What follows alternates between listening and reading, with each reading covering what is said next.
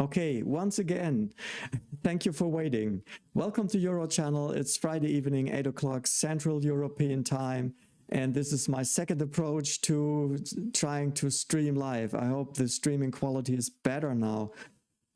This is so difficult to stream. I don't know why this is happening, but I learned so much about this technical stuff. You can't believe it. It's like running a TV studio, and I'm all at once. I'm the actor, I'm the cameraman, I'm the director, and I have to watch all this technical stuff that this is running. But last time I was preparing my video for Saturday, so this the software was running and rendering, and this is why I got some problems with that. And the time before, I had changed something on the microphone settings.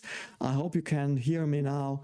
If not, you can let me know, but I wouldn't know because problem is I can't see what you're writing me because chat is disabled for some reason. I'm working on that one. So there are lots of challenges with streaming live, but I think in a year from now, I will be much more proficient in doing this. So I hope all of this works now. I was starting to thank every one of you who has subscribed to UroChannel and gave my last videos a thumbs up. And maybe you have even become a member of the Above Average Club. Thank you very much because it really helps. I was encouraging you to like and subscribe more in the past. Due to my analysis of my channel, that I saw that many didn't like nor subscribe, which can be a problem if there are too many dislikes and too many people not subscribing, because then it tells the algorithm that my stuff's not worth promoting, which it then does. So if you like this live stream, please do so as well. So give it a like and subscribe to UroChannel. Thank you very much. What I want to talk about today, now I'm just having a look whether I can see. Okay, so yeah, it's running. The live stream is excellent, so everything seems to work now. What I want to talk about today is, no, the chair that went down, is digital rectal examination, prostate cancer, and the pelvic floor. This is such an important topic, and it has been vividly discussed during the past year, mainly driven by a study that was done, I think it was done in Germany, where they looked at the value of doing the rectal palpation and opposed to the PSA measurements. PSA is the prostate-specific antigen. I was talking about it in one of my videos. You need this. It's in the sperm fluid. And we need to prepare the sperm for them in order to enter the egg, which is called capacitation. So when ejaculate comes out, it is very sticky and the sperm won't function well. This needs about 30 minutes or so until they get ready to really become fertile and to swim towards the egg, which is called capacitation. PSA helps in this process to get them ready to go. But PSA also is increased in your blood, and we can measure that if you may have prostate cancer, but that's not the only reason. Other reasons include, like, if the prostate is enlarged. Very many men beyond the age of 40, they get an enlarged prostate. This depends very much on the individual. I have some patients who are 80 who don't have an enlarged prostate, and I have some patients who are 40 who have a moderately to grossly enlarged prostate. So this changes very much, and you can't really predict when it's going to happen and to whom it's going to happen. But as a rule, many men have this feature. That can cause a lot of problems, but not necessarily. I've some videos about this, that there is no direct correlation to urinary stream when you have an enlarged prostate. It might, depending on the configuration of the prostate. So especially those prostates which are enlarged in the middle part, which is called the middle lobe, which is towards the base of the prostate and then bulges into the bladder, then it can act like a lock. So you press from above and then the prostate just locks it off, and then urinary stream is weak. But it's not the way we thought when I was a student, that the prostate enlarges and then it compresses the urethra, and then you get a weak urinary stream. That is outdated. So this is no longer true. We know that there are lots of factors which can have an influence on this. You have to think about pressure and also resistance.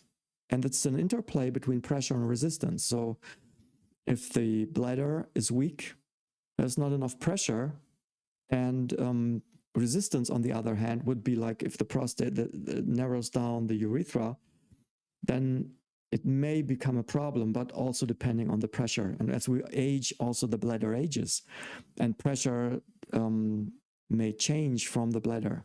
So all of this has to be taken into account, and as well the pelvic floor, because the pelvic floor regulates what's going to happen.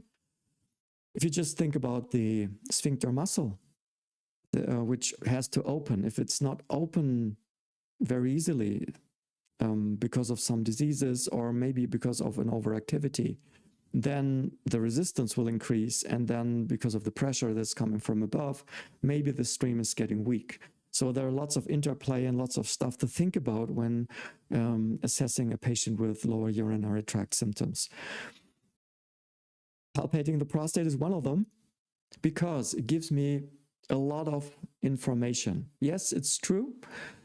It's not very reliable. So when I palpate the prostate and I don't feel anything, it doesn't guarantee that there isn't anything. That has to do with, like, if we talk about prostate cancer is located in roughly 90% in places where I can access them with my finger, but not always. If this is a prostate cancer that's inside the prostate, I wouldn't be able to feel it.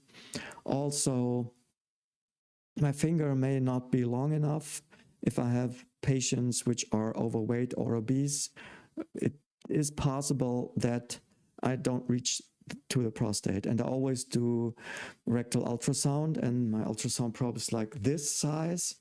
Sometimes I have to really go in all the way. So like if my hand is here and the end of the probe is here, I have to go all the way, not inside, but the cheeks are so voluminous that I just can't reach it otherwise. So this may be a problem, so that I can't reach the prostate and don't palpate it. But see, the PSA level is not always present when there is prostate cancer. And this is especially true in these rare occasions where prostate cancer is very aggressive. And these aggressive variants of prostate cancer often don't produce much PSA, which means you can have a relatively low PSA. And I've seen a handful of patients during my professional life who presented with PSA levels about 2, 2.5, something like that, who had advanced prostate cancer because they were very aggressive variants, and they don't produce much prostate cancer. They metastasize early. They grow aggressively outside the organ. You want to get them as early as possible, and rectal examination helps because even if they're a little bit advanced and maybe they're contained in an area where you can do an operation or whatever therapy with a good chance to just get them out, the rectal examination may help to get them as early as possible before, like if a PSA in an aggressive cancer is 10 or even 5 or 6, then it may be too late. Then it's with metastasis and all the misery. So this is why I think examinations are very important. Plus that I've learned very early in my career, and all the older guys, I'm an older guy myself right now, but when I was young, and all the older doctors, they indoctrinated me with this. And this is true. This is one of the basics that one has to learn as a doctor. You have to examine your patient. It's number 1, 2, and 3, and then it comes nothing, and then comes do an examination of your patient. It's so important because the examination tells you a lot for the right and correct diagnosis. You can't just assess a patient with PSA. You have to do an examination as well. And this is going to be true for the rest of time, I would say, as long as we have doctors. It's never out of fashion to examine a patient. It's what we do as doctors. We examine patients, and that's very important. Even if I know that this may not be the most popular examination in the world, and I know many men, they avoid going to the urologist because of that, but still, I think it's very important, and it's not that bad either. So, like, be a man, just suck it up. I mean, it's not that bad, and it gives lots of information. The other thing is about the other cancers that may be in the area. For example, we have anal cancer. Then we have rectal cancer. Rectal cancer can be more up in the rectum, but sometimes, I mean, you have blood on your finger, maybe hemorrhoids, may also be a cancer. You can feel an anal cancer. Maybe you also can feel a rectal cancer. It's no substitute for intestinal screening for colon carcinoma, but sometimes, I mean, it doesn't cost you anything to just check, or it doesn't cost me anything just to check whether there is something, because I must not, if possible, overlook anything. And even it's not my kind of expertise, but I mean, I'm in the area, and if I feel something there, I can refer patients to other specialties and let them check what I've palpated there. So I think it's important for cancer reasons. And then there's function. As we were talking about right now for lower urinary tract symptoms, I was talking about erectile dysfunction in many of my videos, because the pelvic floor is in the area. And I assess the pelvic floor by outer palpation. What I'm looking for is muscular tension in the muscles adjacent to the pelvic floor. And if you watch my videos, you will know that the pelvic floor extends up to the diaphragm. So it has a connection to breathing. Breathing has an influence on the pelvic floor, which is very important to know. So I assess the whole area to get an impression whether there may be a problem with the pelvic floor. Plus, when I do the examination, I have the opportunity to palpate directly on the pelvic floor muscles. The pelvic floor, you know, it's a layer or several layers of muscle which are stacked upon one another. And they have different functions. They are for sexual function, for example. They are for urination, defecation. They are for coordination. It's the middle of the body. It coordinates movement. Therefore, the pelvic floor is very important, and therefore the pelvic floor is very prone to failure, especially if you sit around many hours a day in the office, for example. Lots of stuff that can disturb the function of the pelvic floor, and then you get overactivity mostly, which can cause all kinds of trouble. Pain, lower urinary tract symptoms, erectile dysfunction, stuff like that. So this is why I am assessing the pelvic floor with my finger, because I can assess sphincter tone. Sometimes it's so enormously tight, I can't even insert my finger. And this tells me, okay, we have most probably an enormous overactivity here. There are some patients where I can't insert my rectal ultrasound because it's too tight for that. Then we have the pelvic floor tone, the muscle tone. And I can assess, can I get an impression of how thick is the muscular layer? If it's very overactive and very strong, then it's a very thick layer and it's very unelastic. It's very hard, and sometimes I can even hit some trigger points. Trigger points are spots in the musculature which are overactive, which are very hard, and when I press on them, it hurts. So when I have a patient who has trigger points and who has this kind of palpation, I no, this guy, he has a pelvic floor overactivity. Whereas some patients, they have a very loose sphincter, and I'm puzzled that they are not incontinent because it's so loose, the sphincter tone. And then we have some men where they have the normal feeling. So it's elastic. The sphincter is elastic. The pelvic floor is elastic. When I palpate on this, it's like a trampoline. It's very elastic, and I know, okay, this guy's fine. There's no problem here. But most often I feel or I find overactive pelvic floors. This is a common finding in many men. So I'm very hesitant to recommend Kegel exercises, for example. Because if you have an overactive muscle and you put it under stress by trying to increase muscle tone, you will make it more overactive. What you need in this situation is functional muscle, a strong muscle that is functional, that can not only contract, but also that can relax. And overactive muscles don't do that. They are just contracted. So any kind of training on a contracted muscle will increase the contractility, and then will increase pain, erectile dysfunction, maybe even also premature ejaculation that could be linked to pelvic floor problems, defecation problems. All this can increase while doing Kegel exercises. And this was one of my videos I was doing last week. It was about the weak pelvic floor and pelvic floor training. I think a weak pelvic floor, yes, we can do Kegel exercises and you can train that muscle. But the problem is that we have a high portion of men, and also women for that matter, who don't know who to squeeze the pelvic floor muscles and how to activate them. All of my patients that I examine, I make them squeeze my finger while having it placed in the pelvic floor and the rectum. And I'm always amazed how many men are unable to do that. So what they do is they contract their glutes, they may contract their abs, then sometimes the whole body is moving.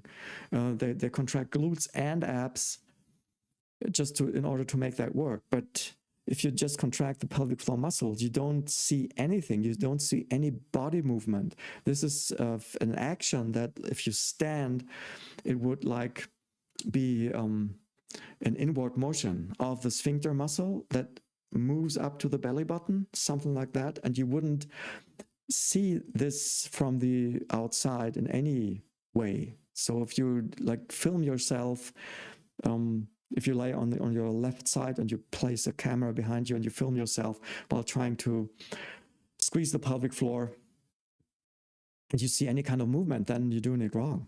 And this is why I think everybody who's interested in doing pelvic floor exercises, which I think is a good thing per se, should go to a pelvic floor therapist first to make sure they are able to do the correct movement.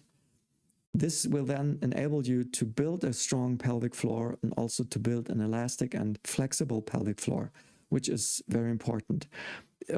If you don't know how to move these muscles, it's as easy as that, then you can't strengthen them as either. And you have to keep that in mind. In order to strengthen a muscle, you have to be able to contract it. And if you're not able to activate that muscle, all what you can do will maybe strengthen some other muscles, but you will miss the target muscle because you can't activate it. This was my first video, or was it my last video? And the other video I was doing was about a totally different topic. It was still about this article that has been published in November 20th about the erogenous zones of women. That was an online questionnaire. Oh my God, that one, the first video about I did about this, that stirred so much confusion. And maybe some viewers were oversensitive, I don't know. But here's the thing, when you report anything, and this is for science, so when you cite science, or if you cite in a scientific context, you don't interpret. That's later down the line. So what you do first is you cite exactly what has been done. And I the thought crossed my mind when I wrote my script, and then I just abandoned it because I didn't think it mattered, but it did. The article said they had examined 441 cisgender women. Cisgender is not my kind of wording. Like I don't use it in everyday language, and I don't even use it in a professional context. But the article said it was cisgender women, and you know how the discussion is, and then we have lots of different opinions about gender and what this all implies. So I don't want to go into detail about this, but the thing is, it said cisgendered women, and I am used from scientific context. I just quote what is written because this is what I'm supposed to do. This is proper scientific conduct. So I just said cisgendered women, which stirred so much confusion and so many haters and negative comments. Well, I was doing a comment on this and I pinned it in front. So it doesn't reflect my personal opinion, and I just said it. And I don't think it should interfere with my videos so much, but it did in some patients, I say, in some people. I think it's unnecessary. But anyway, they mapped the anatomic regions of these women, and they got an online questionnaire, and they got some pictures of the female body, and they were supposed to map and to cross out where like they were erogenous. And the other thing was aversive zones, so where they didn't want to be touched or where they rather not be touched. And that was very interesting because some findings, I think, were not as I had expected.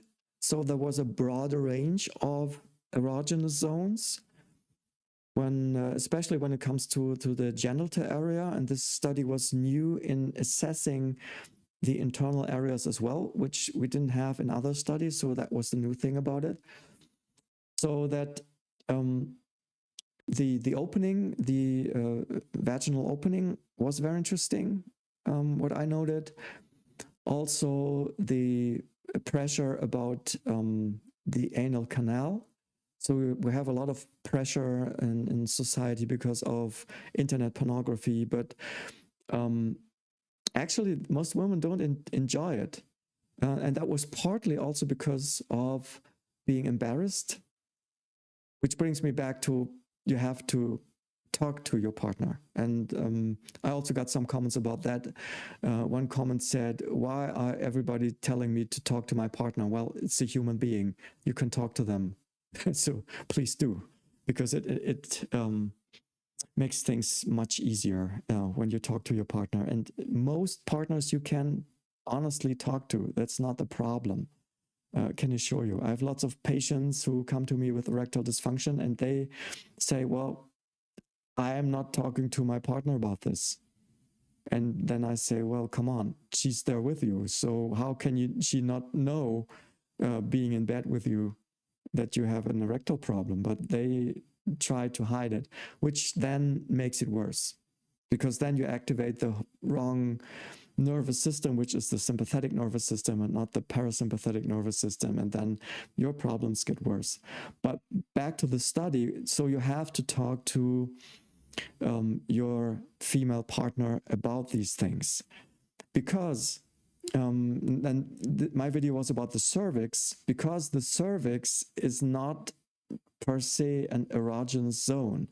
And if you look at these mappings, and I linked you the article in the description, then you can see that the cervix is perceived by some women as erogenous, but not by all.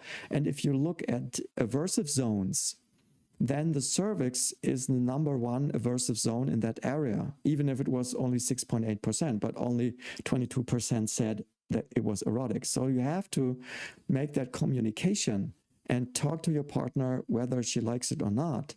But it's not a mark of excellence to try to reach the cervix and hit that. It's not a classical erogenous zone, like, for example, the clitoris or the breasts or whatever.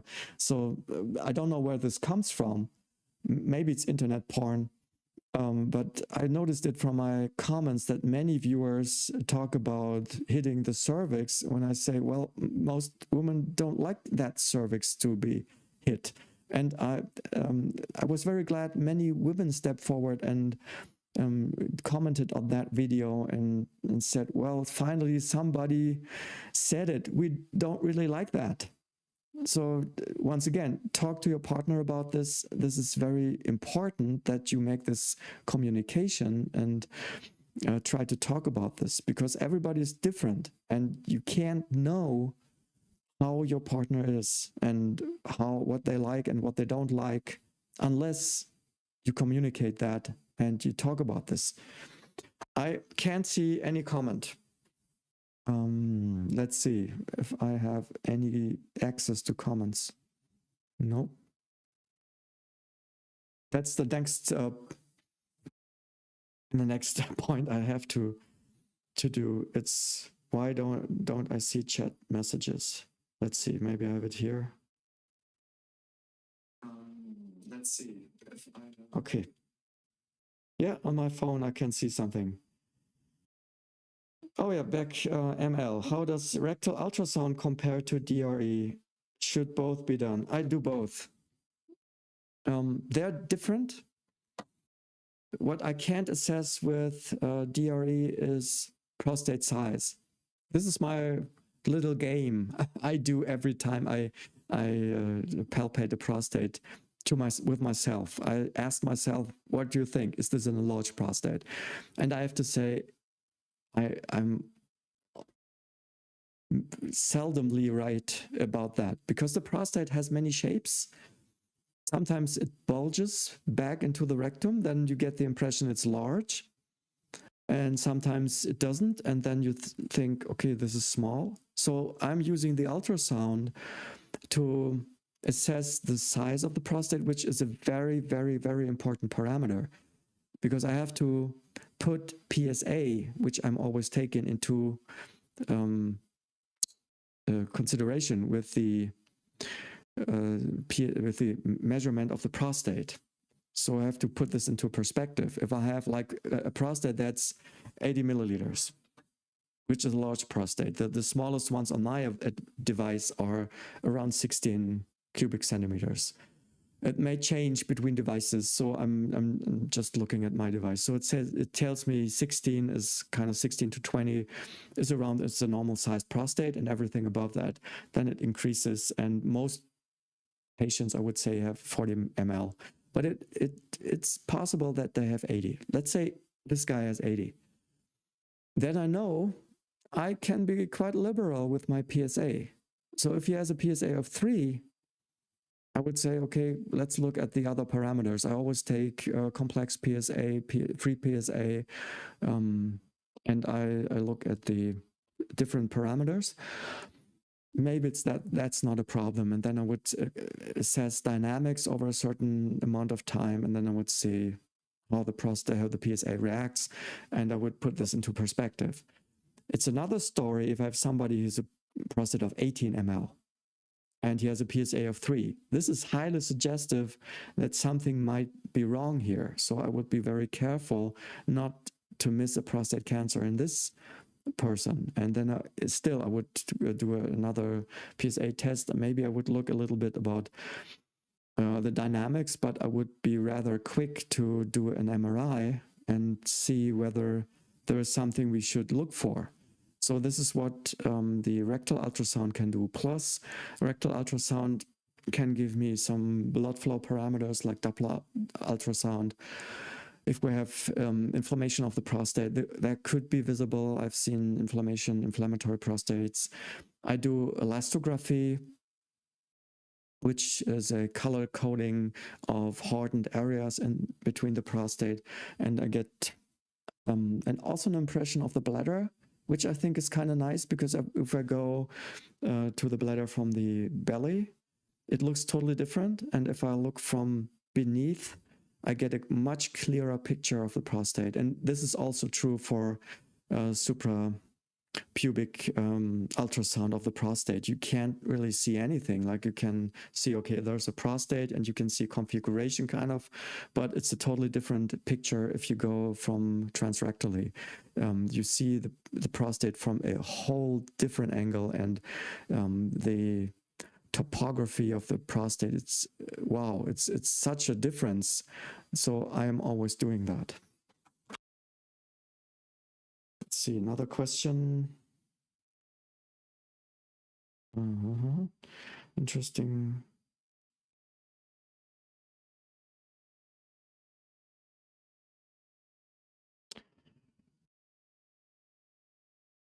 Okay.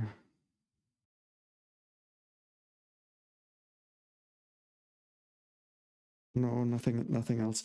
So personal problems, I won't go into detail here because this is nothing for the internet. And I must not give any medical advice on the internet. So I hope you can understand that. Thank you very much for joining me tonight, even if there were some difficulties in the beginning, as always the last couple of times, but I promise I will be better and I will manage my software better, and I have some ideas for more entertainment, but right now I'm struggling to get this thing running. So, but as I said, in a year from now, I think I will be much better. Have a good day, have a nice weekend, have a nice evening if you're watching from Central Europe. And we'll see you next Friday. And if you would like, I would be very pleased if you just watch my live stream then. See you soon. Bye-bye.